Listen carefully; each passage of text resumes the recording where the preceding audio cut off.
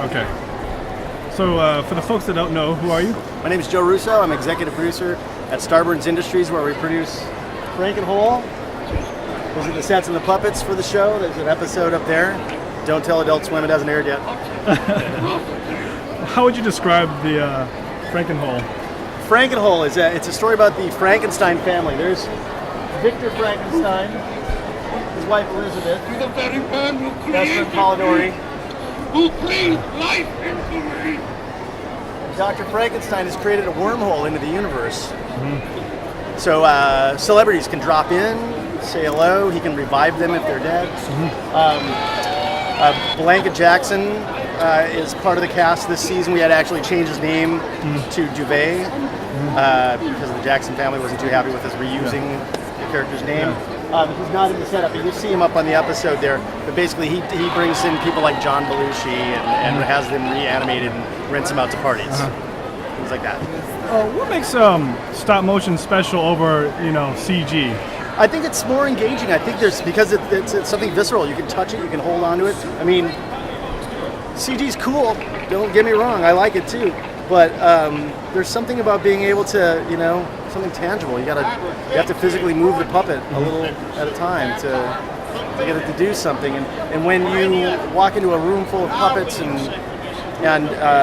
lights and sets and things like that, and you can actually hand someone the model that's being used, it's engaging. They can have a one-on-one reaction with it. If it's all stuck inside a computer, it's cool and there's things you can do with it, but there's this disconnect. Yeah. What are the main challenges of stop motion? And the time mostly. Yeah. I mean, for our show, sometimes it's budget too, but it's just trying to get, we want to get a shot done. You have to produce 10 seconds, 12 seconds a day. That's challenging when you've got, multiple characters and tentacles and all that stuff going on at the same time.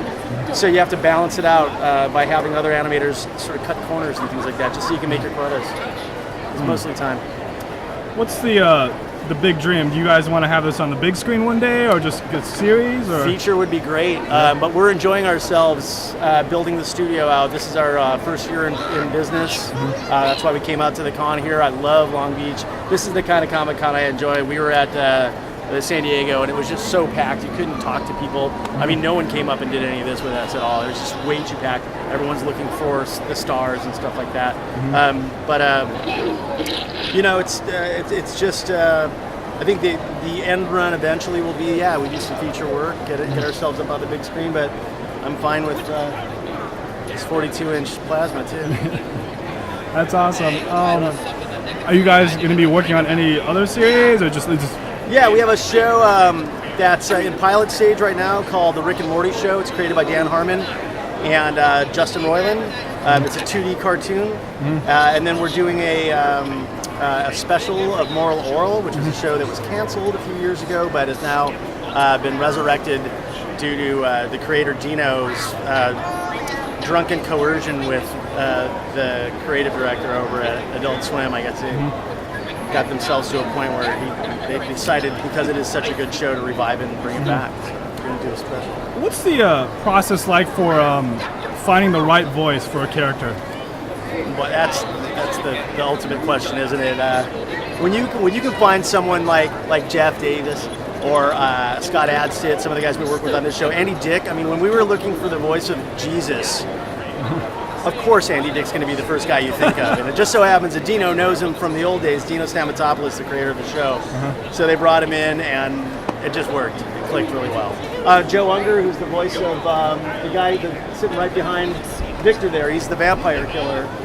Joe Younger was sitting next to Dino in a bar, and Dino said, "So you have a funny voice. Do you work in the industry?" And Joe said, "I've had a SAG card longer than you've been able to.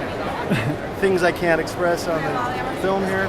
And next thing you know, they were best friends and working on the show together.